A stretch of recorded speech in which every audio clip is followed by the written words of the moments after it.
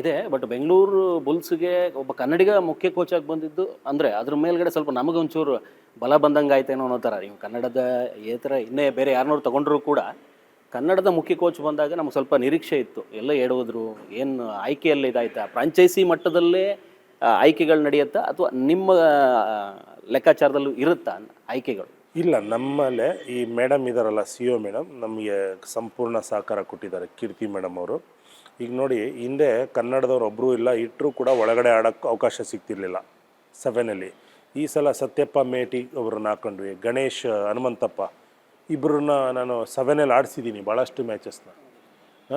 ಮತ್ತು ಈ ದೀಪಕ್ ಶಂಕರ್, ಈ ತಮಿಳಿಯನ್ ಹುಡುಗ, ಅವನು ತಮಿಳ್ನಾಡವನು, ಅವ್ನು ಯಾರು ಕನ್ಸಿಡರೇ ಮಾಡಲ್ಲ, ತೊಗೊಂಡು ಬಂದಿದ್ದೀವಿ, ಅವ್ರನ್ನ ಮಾಡಿಸಿದ್ದೀವಿ.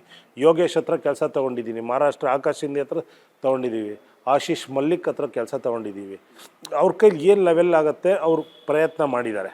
ಈಗ ನೋಡಿ, ಯಾರು ಈಗ ಆನ್ ಪೇಪರು ದಬಾಂಗ್ದಲ್ಲಿ ಚಾಂಪಿಯನ್ ಅಂತ ಯಾರೂ ಹೇಳಲಿಲ್ಲ, ದಬಾಂಗ್ದಿಂದ ಕನ್ಸಿಡರೇ ಮಾಡಿರಲಿಲ್ಲ, ದಬಾಂಗ್ ಜಲ್ಲಿ ಚಾಂಪಿಯನ್ ಆಗ್ಬಿಡ್ತಲ್ಲ. ಸೊ ಹಂಗಾದರೆ ಈಗ ಆಯ್ಕೆಗಳು ನಡೆದಿರೋ ಲೆಕ್ಕಾಚಾರ ನೋಡಿದ್ರೆ ಮುಂದಿನ ಸರಿ ನಾವು ನಿರೀಕ್ಷೆ ಮಾಡ್ಬೋದಾ? ಇಲ್ಲ ನೋಡಿ, ಈ ಸಲನೇ ತುಂಬ ಅದ್ಭುತ ತಂಡ ನೋಡಿ. ನಾವು ಹಿಂದೆ 12ರಲ್ಲಿದ್ದವರು 3ನೇ ಸ್ಥಾನಕ್ಕೆ ಹೋಗಿದ್ದೀವಿ ಅಂದರೆ ಇದು ಈಸಿ ವರ್ಕ್ ಅಲ್ಲ ಇದು.